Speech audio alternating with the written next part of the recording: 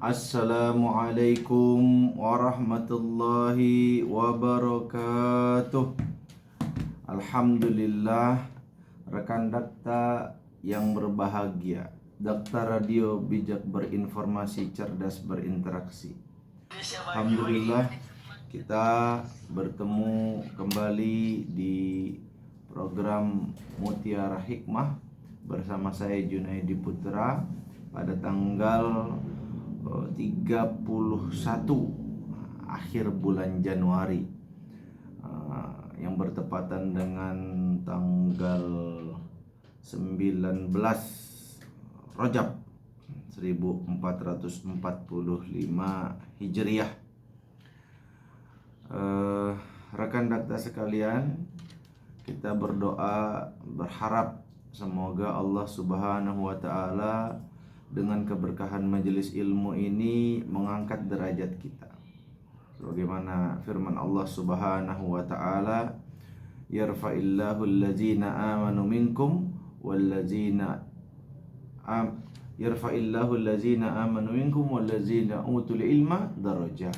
Allah akan mengangkat derajat orang yang beriman di antara kalian dan orang yang berilmu beberapa derajat. Dan semoga dengan keberkahan majelis ilmu ini Allah Subhanahu wa taala permudah langkah kita menuju surga. Sebagaimana sabda Rasulullah sallallahu alaihi wasallam, man salaka tariqan yaltamisu fihi ilman sahalallahu lahu bihi tariqan ilal jannah. Barang siapa yang mempermudah jalannya menuju ilmu, maka Allah akan mempermudah langkahnya menuju surga. Dan semoga dengan keberkahan majelis ilmu ini juga Allah Subhanahu wa taala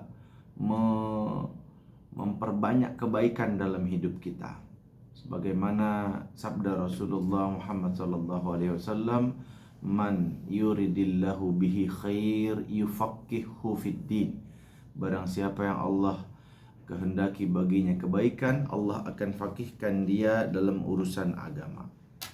Rekan dakta yang semoga selalu dimuliakan oleh Allah Subhanahu wa taala, kita sebagai umat Islam selalu berharap agar kita selalu berada dalam keberuntungan, dalam penjagaan dan dalam kasih sayang Allah Subhanahu wa taala. Namun pada saat yang sama, kita juga harus menghindarkan diri kita dari semua hal yang dapat menjerumuskan kita ke dalam kecelakaan. Nah, Allah Subhanahu wa taala menjelaskan bahwa di antara manusia ada orang yang termasuk orang celaka. Siapa itu? Di antaranya sudah kita bahas pada sebelumnya, yaitu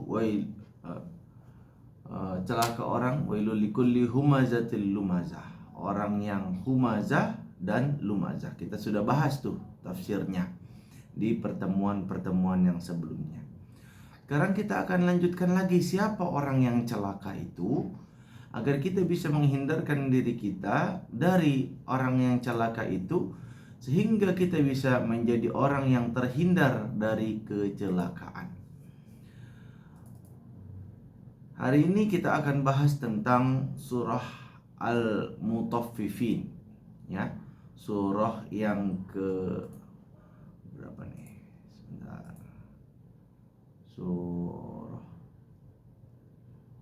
Termasuk surah yang ada dalam juz amma, ya, surah Al-Mutaffifin. Nah, surah Al-Mutaffifin ini diawali dengan kata celaan, wail, celaka, ya.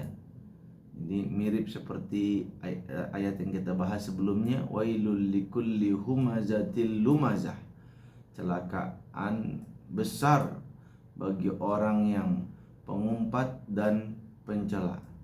Nah, sekarang kita bahas tentang wailul lil mutaffifin. Kecelakaan besar bagi orang yang curang. Nah, kita akan bahas tafsirnya menurut para ulama. Di antaranya yang menjadi rujukan kita adalah Al-Imam Ibnu Katsir rahimahullah. Semoga Allah Subhanahu wa taala menempatkan beliau di tempat yang terbaik di surganya Allah Subhanahu wa taala, dan semoga Allah Subhanahu wa taala memberkahi keturunan beliau, memberkahi semua ulama yang mencurahkan waktunya, tenaganya untuk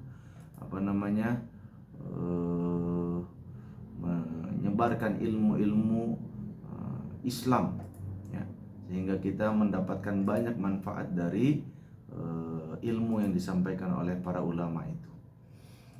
Nah, yang pertama ayat wailul lil mutaffifin, ya, wailul lil mutaffifin, kecelakaanlah atau kecelakaan besarlah bagi orang yang curang. Al-Imam Ibnu Katsir ketika menafsirkan ayat ini, beliau langsung mengutip satu hadis yang diriwayatkan oleh Imam An-Nasa'i, Imam Ibnu Majah, ya, dari Muhammad bin Aqil.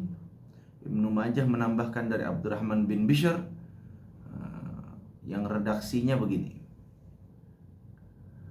Ketika ini hadis dari Ibnu Abbas. Ketika Rasulullah Muhammad SAW sampai di Madinah, ya, ketika Nabi Muhammad SAW tiba di Madinah, orang Madinah terkenal dengan kecurangannya dalam takaran. Jadi ini ayat Madaniyah, turunnya setelah Rasul hijrah. Berarti ketika Rasul sudah hijrah dari Mekah ke Madinah, maka Allah menurunkan ayat ini. Karena orang Madinah terkenal dengan kecurangannya.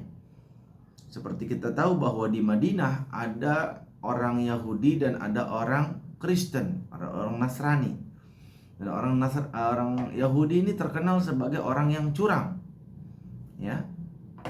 Lalu turun ayat ini, ya. Mereka setelah ayat ini turun, mereka menjadi orang-orang yang baik dalam menggunakan takaran. Jadi dulunya mereka orang yang curang, lalu akhirnya mereka menjadi orang yang baik dalam menggunakan takaran.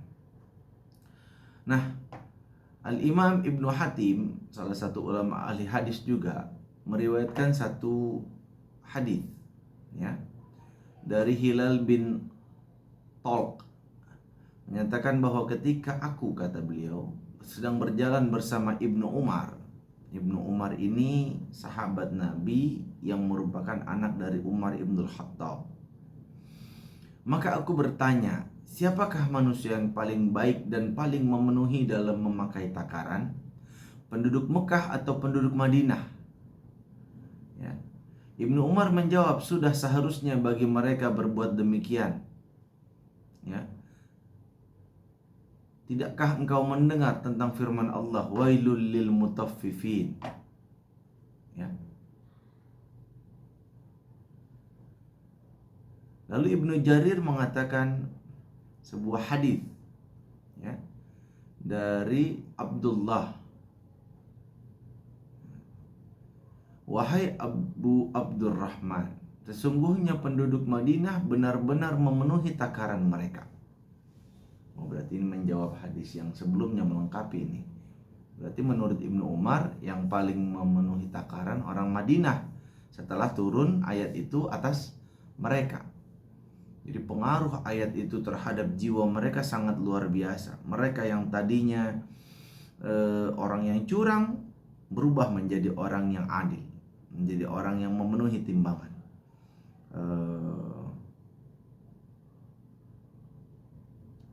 Kita lanjut, ya. Lalu kita lanjutkan tadi, wahai Abu Abdurrahman, sungguhnya penduduk Madinah benar-benar memenuhi takaran mereka. Lalu Abdullah menjawab, lalu apakah yang mencegah mereka untuk tidak memenuhi takaran? Sedangkan Allah telah berfirman kepada mereka, ayat 1 sampai 6 surah Al-Mutaffifin. Wailul mutaffifin dan seterusnya yang akan kita bahas pada kesempatan kali ini. Maka yang dimaksud dengan tatfif, curang, itu adalah curang dalam memakai takaran dan timbangan, yang ada kalanya meminta tambah bila menagih orang lain, atau dengan cara mengurangi bila membayar kepada mereka. Untuk itulah maka dalam firman selanjutnya Allah menjelaskan, alladzina idza iktalu 'alan nasi yastawfun. Siapa orang curang yang dimaksud? Yaitu orang yang idza iktalu 'alan nas, jika mereka menerima takaran dari orang lain, yastawfun, mereka minta dipenuhi. Yaitu mereka menerima takaran dari orang lain, maka mereka meminta supaya dipenuhi dan diberi tambahan. Nah, ciri orang curang itu. Orang curang itu nggak mau sesuai dengan takaran. Dia mau giliran nerima mau banyak, giliran ngasih maunya dikit. Nerima di orang-orang maunya lebih, ngasih ke orang ngurangin hak orang. Itu orang curang. Ya. Dalam, coba kita komparasi nih. Dalam tafsir Al-Muyassar, ya, azab besar bagi orang yang curang dalam takaran dan timbangan, yaitu yang dijelaskan dalam ayat selanjutnya, ya.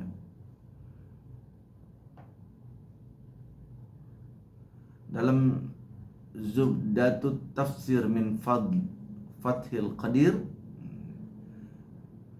dikatakan bahwa makna dari wailul lil mutaffifin, ada al-mutaffifin, maksudnya adalah orang yang mengurangi timbangan atau takaran meskipun cuma sedikit. Meskipun cuma sedikit.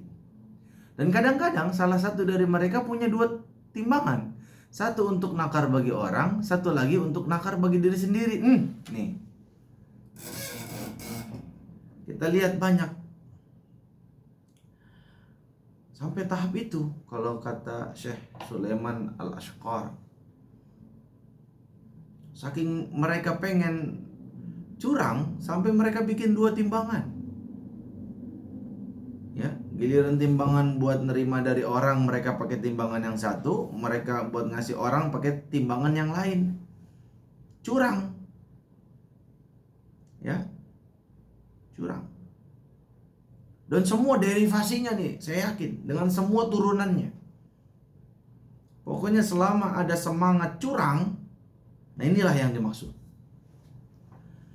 Nah, ada lagi tafsir lain. Syekh Umar bin Abdullah Al-Muqbil mengutip perkataan Salman Al-Farisi. Salat adalah takaran. Barang siapa yang menyempurnakannya, maka dia akan disempurnakan. Barang siapa yang berlaku curang, maka kalian telah mengetahui apa yang Allah firmankan mengenai orang yang berlaku curang. Nah, ini diantara bukti kehebatan pemahaman para ulama salafus saleh. Tentu nenek bapak moyangnya adalah sahabat Nabi, orang yang dididik langsung oleh Rasulullah Muhammad SAW. Mereka mampu mengkorelasikan antara satu ayat dengan ayat yang lain. Ya, mereka memaknai ayat Al-Quran ini, dan ini benar maknanya. Ya, curang dibawa ke segala macamnya. Ada curang dalam sholat. Sholat itu takaran. Siapa yang ngurang-ngurangin, maka sudah tahu apa yang Allah firmankan kepada orang yang curang. Luar biasa. Para ulama itu kalau ngebahas ilmu itu luar biasa, dahsyat. Ya. Nah, Syekh As-Sa'di, ini beliau langsung menafsirkan 1 sampai 6. Nah, tapi ntar kita tafsir lagi, kita rinci satu. Tapi secara umumnya intinya gini. Menurut beliau, kecelakaan besar yang dimaksud adalah azab dan siksaan. Ya, jadi bukan cuma celaka biasa gitu, enggak. Tapi mereka dapat azab dan siksa bagi orang yang curang. Ya. Nah, siapa orang curang itu? Menurut beliau, ya ini mengambil dari mereka secara timbal balik. jika mereka menerima takaran dari orang lain, mereka ambil secara timbal balik. Mereka menginginkan secara utuh, nggak kurang, bahkan minta lebih. Tapi jika ingin menimbang untuk orang, kalau ngasih buat orang timbangan, maka mereka memberikan hak orang lain yang harus ditunaikan dengan takaran atau timbangan mereka kurangi. Ya, yaitu menguranginya dengan cara mengurangi takaran atau dengan cara lainnya. Tadi seperti yang disampaikan oleh Syekh Sulaiman. Bisa timbangannya dikurangin atau timbangannya dibikin 2. Licik. Nauzubillah summa nauzubillah min dzalik. Ayat mulia ini menurut Syekh As-Sa'di menunjukkan bahwa orang sebagaimana berhak mendapatkan hak dari orang lain, ia juga harus memberikan semua milik orang secara penuh. Itu prinsip Islam. Kita diperintahkan untuk memperjuangkan hak kita. Tapi pada saat yang sama, kita juga diperintahkan untuk memenuhi hak orang, apapun. Ini curang bisa dibawa kemana-mana ini. Kalau saya sahabat Nabi Salman Al-Farisi ngebawanya ke sholat, bisa juga kita bawa ke rumah tangga. Ya, suami curang bisa, istri curang bisa. Coba gimana suami curang?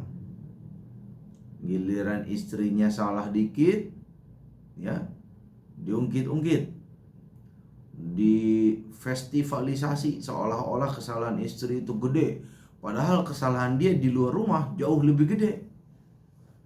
Ya, giliran istri salah langsung bilang pembangkang. Ya. Kalau istri curang gimana? Misalnya suami ketelepasan ngerjain salah 1, balasnya 10. Pokoknya kan lu yang duluan begitu. Ya. Guru curang bisa. Cara curangnya gimana? Giliran gaji minta penuh, giliran ngajar males-malesan. Itu guru curang. Murid curang bisa. Curang dalam ujian, nyontek, minta kasih tahu temen, ya, bikin trik-trik. Apalagi karyawan curang bisa. Pakai fingerprint. Ya. Fingerprint pakai jempol orang lain. Dianya mah masih di rumah. Cuma penjaga atau security atau keamanan karena fingerprintnya udah ke data, langsung seolah-olah dia udah datang. Curang. Ya. Bos juga bisa curang, bisa. Ngakal-ngakalin aturan supaya karyawan tidak mendapatkan hak. Dan kemarin saya ketemu sama salah satu pasien di RSUD Bekasi. Jadi waktu saya ngecek kondisi telinga anak saya yang paling kecil, itu saya ketemu satu keluarga 4 orang itu. Saya tanya, kenapa anaknya? Ya anaknya karena apa? Istilahnya itu kejang penyakitnya. Pokoknya nggak normal lah. Udah gede anaknya, udah belasan tahun lah umurnya. Tapi nggak bisa fokus dan geraknya gimana, saya nggak ngerti gambarnya. Tapi intinya saya tanya ke bapaknya, bapak tinggal di mana? Oh tinggal di daerah sana. Kerjanya apa? Dulu sempat kerja, tapi sekarang udah nggak kerja. Kenapa? Udah 2 tahun langsung diberhentiin. Dia cerita, oh ternyata itu siasat dari perusahaan untuk menghindari aturan bahwa karyawan kalau udah 2 tahun itu harus diangkat jadi karyawan tetap. Supaya mereka nggak salah aturan, akhirnya mereka siasatin tuh. Jadi setiap udah mau 2 tahun harus itu. Teman pengajian saya ada yang cerita, dia kerja di hotel, salah satu hotel yang ada di Jakarta. Nah pas 1 tahun 11 bulan, pas mau bulan 12-nya, dia dikasih tahu sama perusahaannya, tempat pengelola hotelnya, nanti kamu ngajuin berhenti dulu, nanti bulan depan daftar lagi. kamu kerjanya bagus, tapi disiasatin nama pengelola hotelnya supaya nggak terhitung 2 tahun, dia minta apa istilahnya, diberhentiin apa dirumahkan gitu, tapi tetap digaji selama 1 atau 2 bulan dia di rumah itu tetap digaji, tapi ntar dia daftar lagi seolah-olah jadi karyawan baru. Ya Allah, banyak curang di mana-mana, semua bisa curang. Ya, politisi curang bisa. Waktu kampanye ngomong apa, pas udah jadi mah tinggal putar balikin aja omongan. Bisa. Presiden curang bisa. Semua bisa. Menteri curang bisa. Ya.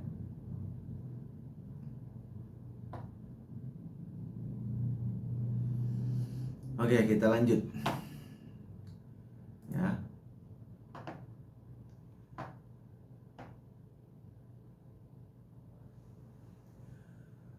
Wa idza kaluhum aw wazanuhum yukhsirun. Dan apabila mereka menakar atau menimbang untuk orang lain, mereka yukhsirun, mereka curangi, mereka kurangi, yaitu merugikan orang lain dengan cara menguranginya. Hal terbaik, ini nggak perlu terlalu banyak pembahasan ini, kita lanjut ke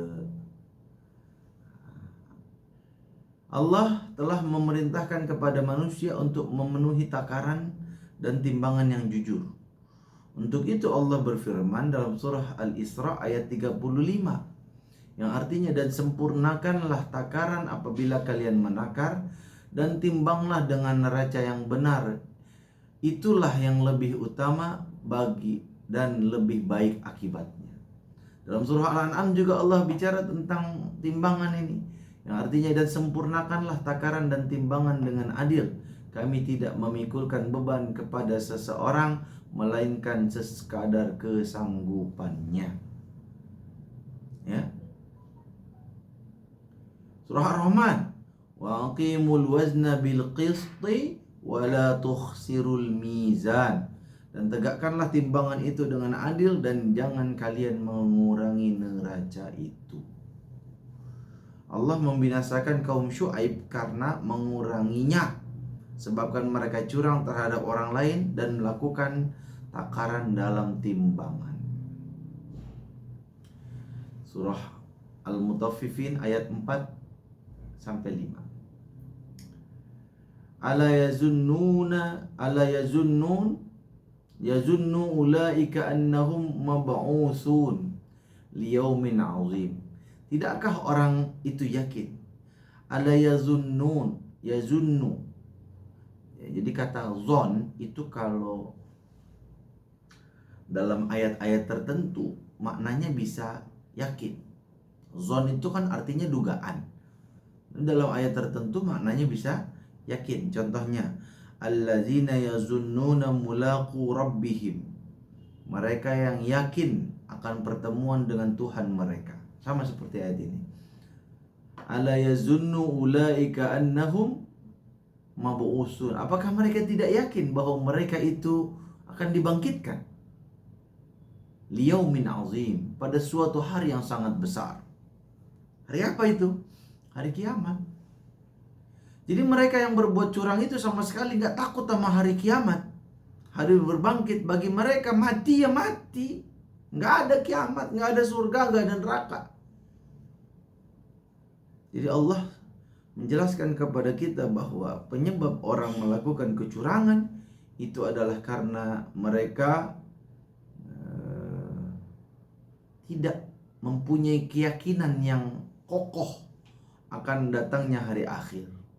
Kalau mereka punya keyakinan yang kokoh akan datangnya hari akhir, tidak akan mereka melakukan kecurangan.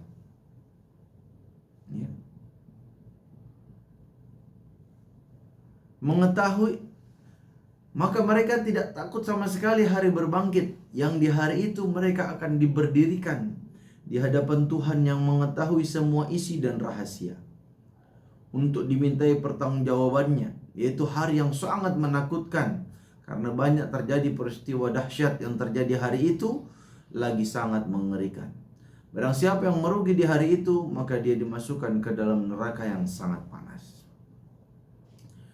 Ayat ke-6-nya, yauma yaqumun nasu lirabbil alamin. Hari manusia berdiri menghadap Tuhan semesta alam. Yauma yaqumun nasu lirabbil alamin. Yakni mereka berdiri dalam keadaan tidak beralas kaki, telanjang kaki, telanjang pula, nggak pakai baju, tidak dikhitan di tempat pemberhentian yang amat sulit, sesak, menyengsarakan bagi orang yang durhaka, karena mereka diselimuti oleh kemurkaan Allah yang tiada satu kekuatan pun atau panca indera pun yang mampu bertahan terhadapnya. Dalam sebuah hadis, Imam Malik meriwayatkan dari Nafi, dari Ibnu Umar, dari Nabi SAW. Oh, ini silsilah zahabiyah ini, Masya Allah. Imam Malik, Nafi, Ibnu Umar, Nabi. Berapa jaraknya? 1, 2, 3. Cuma 3 jaraknya dari Imam Malik ke Nabi. Masya Allah. Ini kalau dalam ilmu hadis namanya silsilah zahabiyah, ya, mata rantai emas. Kenapa disebut emas? Karena langsung tuh jedanya cuma 3. 3 ini juga orang hebat semua, ya. Imam Malik, Imam Nafi', sahabat Nabi Ibnu Umar. Orang hebat, Nabi mah gak usah ditanya lagi. 3 orang ini orang hebat. Imam Malik, Imam Ahlul Madinah, gurunya Imam Syafi'i. Nafi luar biasa, ahli hadis, gurunya Imam Malik, ya. Ibnu Umar, sahabat Nabi, di antara sahabat Nabi yang paling banyak meriwayatkan hadis selain Abdullah bin Abbas, ya. Luar biasa. Apa kata Rasulullah dalam hadis riwayat Imam Malik ini? Yang artinya begini, di hari ketika manusia berdiri di hadapan Tuhan mereka, yauma yaqumun nasu lirabbil alamin, itu dikutip sama Rasulullah, lalu ditafsirkan oleh Rasulullah, sampai seseorang dari mereka tenggelam ke dalam keringatnya. Sampai tenggelam ke dalam keringatnya. Jadi kondisi orang manusia itu di hari kiamat beda-beda. Ada yang kondisinya sejuk karena mendapatkan naungan dari Allah Subhanahu wa ta'ala. Dan naungan itu cuma berlaku pada 7 orang. Dalam sebuah hadis, sab'atun yuzilluhumullahu yawman la zilla illa zilluh. Ada 7 golongan manusia yang akan mendapatkan naungan dari Allah Subhanahu wa ta'ala ketika tidak ada naungan selain naungan Allah Subhanahu wa ta'ala. Ya. Ada yang tenggelam dengan keringatnya, ya. Sampai sebatas pertengahan hidung. Waduh, gimana cara napasnya itu? Imam Bukhari juga meriwayatkan hadis ini, ya, melalui Imam Malik dari Abdullah bin Aun, keduanya dari Nafi' dengan sanad yang sama. Ini sanadnya lebih panjang kalau yang Imam Bukhari, kalau yang Imam Malik ini lebih pendek. Kalau Imam Bukhari ada Abdullah bin Aun antara Imam Malik dan Nafi'. Imam Muslim juga meriwayatkannya. Oh, berarti ini statusnya muttafaqun alaih. Demikian pula hal yang sama telah diriwayatkan oleh Ayyub bin Yahya. Ya, Ayyub bin Yahya. Lalu dalam lafaz Imam Ahmad menyebutkan bahwa Imam Ahmad ini meriwayatkan dari Yazid, dari Ibnu Ishaq, dari Nafi', dari Ibnu Umar. Di hari ketika manusia berdiri menghadap Tuhan semesta alam, kelak di hari kiamat, karena kebesaran Tuhan yang Maha Pemurah, sehingga sungguhnya keringat benar-benar menenggelamkan orang-orang sampai batas pertengahan telinga mereka. Ya. Banyak nih hadis diriwayatkan, dikutip sama Imam Ibnu Katsir. Isinya semakna, sama maknanya. Dan kalau dikumpulin ini mutawatir ini. Ini kalau dalam ilmu hadis ini namanya mutawatir ma'nawi. Mutawatir secara makna. Teksnya beda-beda. Ada beda di kalimat ini, ada tambahan kalimat ini, ada kurang kalimat ini, tapi intinya sama. Ini namanya mutawatir ma'nawi. Ya. Hadis mutawatir itu berfaedah yakin, jelas. Lalu dalam riwayat yang lain dari Imam Ahmad juga, Rasul bersabda yang artinya ini agak panjang nih. Apabila hari kiamat terjadi, matahari didekatkan kepada semua hamba sampai jarak 1 atau 2 mil. Matahari sekarang berapa juta mil. Ntar hari kiamat 1 atau 2, deket banget. Sinar matahari memanggang mereka. Ya gimana kagak kepanggang? Sekarang aja coba daerah Bekasi, daerah Jabodetabek dah. Bogor mungkin nggak tahu deh, nggak terlalu panas apa gimana, nggak tahu saya. Itu panasnya kayak tahu loh. Jakarta, Bekasi, paling nggak yang sering saya bolak-balik itu Jakarta, Bekasi. Panasnya luar biasa. Biar kata musim hujan panas, cuma memang nggak sepanas musim kemarau sih. Luar biasa. Maka keringat mereka sesuai dengan kadar amal perbuatan mereka masing-masing tuh. Ada yang macam-macam. Di antara mereka ada yang keringatnya hanya sampai ke 2 mata kaki. Ada yang keringatnya sampai ke 2 lutut. Ada yang keringatnya sampai pinggang. Ada yang benar-benar tenggelam oleh keringatnya.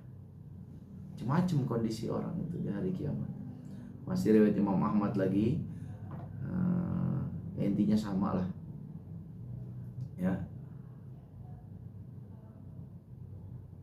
Kurang lebih redaksinya sama, jadi saya rasa nggak perlu dibacain ulang. Nah, ini ada keterangan tambahan dari kitab Sahih Muslim dari Abu Hurairah yang diriwayatkan secara marfu. Marfu itu apa? Disandarkan kepada Rasulullah. Kalau mauquf disandarkan kepada sahabat Nabi. Kalau maqtu disandarkan kepada tabi'in. Marfu' berarti hadis ini disandarkan kepada Rasul walaupun yang ngomong Abu Hurairah. Ya. Yang artinya dalam sehari yang lamanya sama seperti 50.000 tahun menurut penghitungan kamu. Jadi hari di kiamat nggak sama dengan hari di dunia. Ya. Dalam riwayat Ibnu Abi Hatim, Rasul bersabda kepada Bashir Al-Ghifari, apakah yang engkau akan perbuat di hari ketika manusia berdiri padanya selama 300 tahun menghadap kepada Tuhan yang menguasai semesta alam menurut perhitungan hari dunia? Tiada satu berita pun dari langit datang kepada mereka dan tiada suatu keputusan pun yang diperintahkan kepada mereka. Apa yang akan kamu perbuat? Bashir Al-Ghifari menjawab, hanya kepada Allah lah kami meminta pertolongan. Nabi bersabda, yang artinya, maka apabila kamu telah mengungsi di peraduanmu, mohonlah perlindungan kepada Allah dari kesusahan di hari kiamat dan hisab yang buruk. Jadi kalau kita udah mau tidur, kita doa supaya Allah melindungi kita dari kesusahan hari kiamat dan hisab yang buruk. Lalu dalam banyak nih hadis nih, Ibu Abu Daud, Nasai, Ibnu Majah, disebutkan hadis dari Zaid Ibnul Habab. Lalu dari Aisyah radhiyallahu anha, istri Nabi, bahwa Rasulullah membuka Qiyamul Lail dengan membaca takbir 10 kali, tahmid 10 kali, tasbih 10 kali, istighfar 10 kali, lalu berdoa, ya Allah, berikanlah ampunan bagiku, berikanlah aku petunjuk, berikanlah aku rizki, dan berikanlah aku kesejahteraan. Ya, Allahumma gfirli wahdini warzuqni wa'afini. Lalu beliau berlindung kepada Allah dari sempitnya tempat berdiri di hari kiamat. Semoga Allah Subhanahu wa ta'ala memberikan kepada kita perlindungan nanti di hari kiamat ketika tidak ada perlindungan kecuali perlindungan Allah Subhanahu wa ta'ala. Menyambung hadis yang tadi, sab'atun yuzilluhumullahu yawman la dhilla illa dhilluh. Ada 7 golongan yang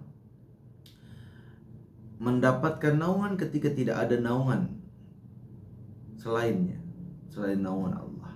Yang pertama, al-imamun adil, pemimpin yang adil. Nah, ini kita korelasikan nama ayat ini nih. Wailul lil mutaffifin. Pemimpin yang adil itu pemimpin yang tidak zalim, pemimpin yang tidak curang. Nah, ini saya sebagai dai ingin menyampaikan kepada penguasa negeri ini. Dengarkan baik-baik jika Anda masih bisa dinasehati. Bapak Presiden yang terhormat mengatakan bahwa boleh loh presiden kampanye, boleh memihak dan seterusnya. Lalu membawakan pasal 299 Undang-Undang Nomor 7 tahun 2017. Beliau baca yang pertama, presiden dan wakil presiden mempunyai hak melaksanakan kampanye. Yang kedua, pejabat negara lainnya yang berstatus sebagai anggota partai politik mempunyai hak melakukan kampanye. Yang ketiga, pejabat negara lainnya yang bukan status sebagai anggota partai politik dapat melaksanakan kampanye apabila yang bersangkutan sebagai A. calon presiden atau calon wakil presiden, B. anggota tim kampanye yang sudah daftarkan KPU, C. pelaksana kampanye yang sudah daftarkan KPU. Tapi Anda lanjutannya, coba baca ayat 300, pasal 300. Ini saya sambil baca nih. Selama melaksanakan kampanye, presiden dan wakil presiden, pejabat negara dan pejabat daerah wajib memperhatikan keberlangsungan tugas penyelenggaraan negara dan penyelenggaraan pemerintah daerah. 301-nya, presiden atau wakil presiden yang telah ditetapkan secara resmi oleh KPU sebagai calon presiden atau calon wakil presiden dalam melaksanakan kampanye pemilu presiden atau wakil presiden memperhatikan pelaksanaan tugas dan kewajiban sebagai presiden atau wakil presiden. Jadi jelas ini ayat cetowelo-welo nek coro Jowo nek kata-kata orang Jawa. Ya. Jadi ayat ini bicara tentang kalau presiden mau maju lagi jadi calon presiden. Konteksnya bukan presiden ngedukung orang lain. Kita pakai logika aja. Kalau PNS, guru nih, saya guru honorer, dilarang kampanye, masa iya presiden boleh kampanye? Ini namanya curang, nggak adil, nggak boleh. Terlebih sebelumnya Anda sudah mengatakan bahwa sudah bertekad untuk netral, tidak memihak. Kenapa justru malah bersikap pelin-pelan? Itu contoh yang buruk bagi rakyat. Ingat firman Allah, wailul lil mutaffifin. Kecelakaan besar bagi orang yang curang. Jangan berlaku curang. Lebih dari itu, Rasulullah Muhammad SAW bersabda dalam hadis riwayat Imam Bukhari, salah satu ciri orang munafik itu adalah jika berselisih curang. Ya, itu yang pertama, tentang konteks. Anda tidak membaca pasalnya itu secara utuh sehingga mengkaburkan dari konteks yang pertama. Yang kedua, apakah sudah Anda laksanakan semua pasal-pasalnya? Ya. Nah, kita lihat. Syaratnya pertama harus cuti. Presiden cuti. Oke, taruhlah ucapan Anda benar. Cutinya nggak kasih ke siapa? Surat cutinya kasih ke presiden. Anda minta izin sama diri sendiri. Itu gimana logikanya itu? Hah? Gimana caranya kami sebagai rakyat harus menjadi memahami apa yang diomongin? Minta izin sama diri sendiri itu gimana caranya? Ya. Oke, taruhlah gitu. Ya. Jadi kita berharap nih agar penguasa, pemimpin adil. Ya. Jadilah negarawan. Ayomi semua. Engkau dipilih bukan cuma untuk jadi presiden bagi pendukungmu saja, tapi buat semua. Takutlah kepada Allah Subhanahu wa Ta'ala. Jangan gunakan kekuasaanmu untuk melanggengkan kekuasaanmu lagi. Sayyidu kaum khadimuhum. Pemimpin satu kaum adalah pembantu, pelayan bagi mereka. Maka bersikaplah sebagai pelayan. Jangan halalkan segala cara yang akhirnya membuat rakyat berkata kami muak. Saya juga sebagai dai ngelihat penyelenggara negara ugal-ugalan begini, muak saya. Kita rakyat disuruh taat kepada konstitusi. Tapi ketika penguasa tidak sesuai dengan konstitusi, konstitusinya yang dirubah. Kan ajaib. Habis itu aturan, nggak perlu cuti. Kenapa kita nggak seperti dulu? Kalau ada yang mau maju, cuti atau mundur. Kayak waktu di Pilkada Jakarta itu, Pak Sandiaga Uno mundur dia jadi calon gubernur. Ketika kalah, ya udah. Namanya juga kompetisi. Ya. Begitu. Lalu semua kekacauan ini untuk apa sih? Ya. Bansos dibagikan kepada masyarakat. Kayak nggak punya bawahan sampai presiden turun tangan. Lalu bilang itu bantuan dari presiden. Kalau itu bantuan dari presiden, kenapa tidak sekalian Anda klaim bahwa hutang negara itu juga hutang presiden? Kenapa nggak sekalian? Ittaqillah, takutlah engkau kepada Allah. Jabatan sementara, pertanggungjawaban di akhirat selama-lamanya. Saya sebagai dai punya tanggung jawab untuk menasehati semua pejabat negara, termasuk presiden dan para menterinya. Ittaqillah, takutlah kalian kepada Allah. Perihal nanti kalian mau takut sama Allah apa enggak, mau bertakwa apa enggak, itu urusan kalian. Saya cuma menyampaikan. Saya berharap mudah-mudahan negeri ini, semua penduduknya, semua pemimpinnya diberikan taufik dan hidayah oleh Allah Subhanahu wa Ta'ala, sehingga terhindar dari sikap yang tercela ini, yaitu sikap curang. Sehingga kita bisa menghadapi pemilu 2024 dengan adil. Semua berlangsung dengan adil, lancar, tentram. Bukankah slogannya begitu? Pemilu luber jurdil, langsung, umum, bebas, rahasia, jujur, adil. Gimana mau adil kalau semua cara dilakukan? Gimana caranya? Ya.